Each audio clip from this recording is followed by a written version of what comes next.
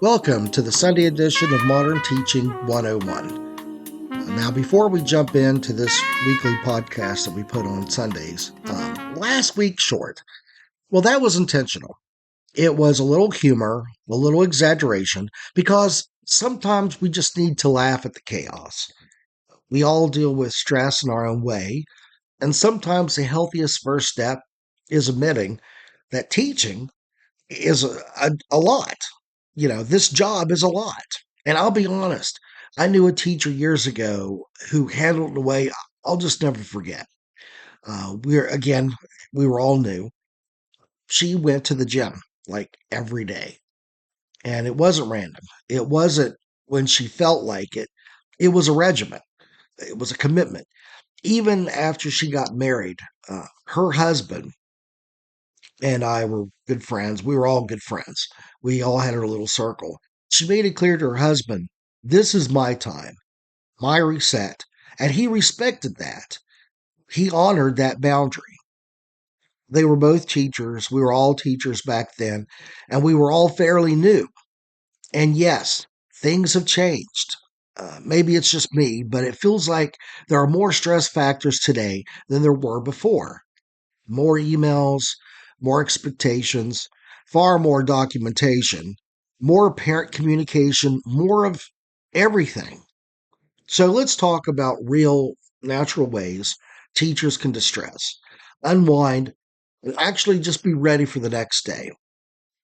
So, the first thing, protect 1 hour a day, not 5 hours, not a weekend retreat, just 1 hour. Pick a consistent hour that belongs to you. You can go to the gym, walking, reading, having music on, sitting even in silence. No grading, no planning, just you.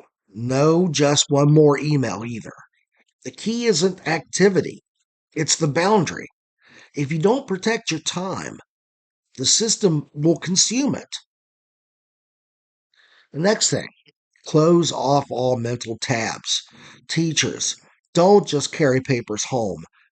We carry conversations, moments, and unfinished thoughts. Okay? Try this simple habit before leaving campus. Write down 3 things.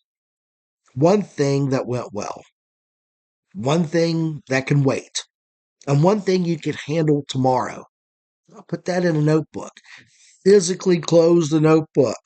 Your brain needs a signal that the day is done.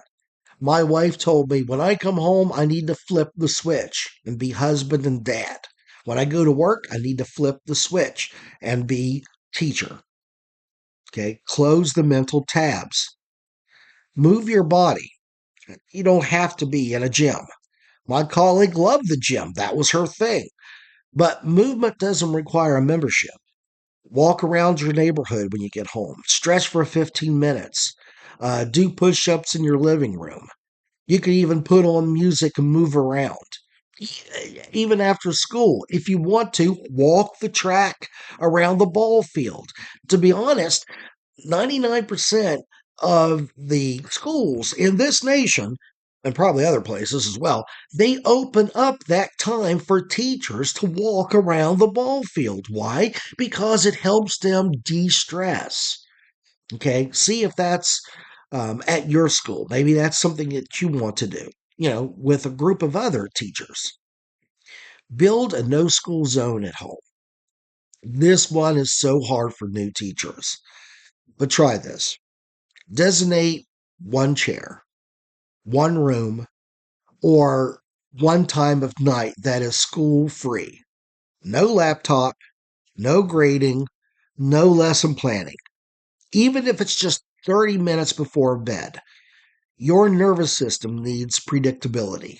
It needs to know there is a place where you're just not turned on. Again, flip the switch. Find one teacher you can be honest with.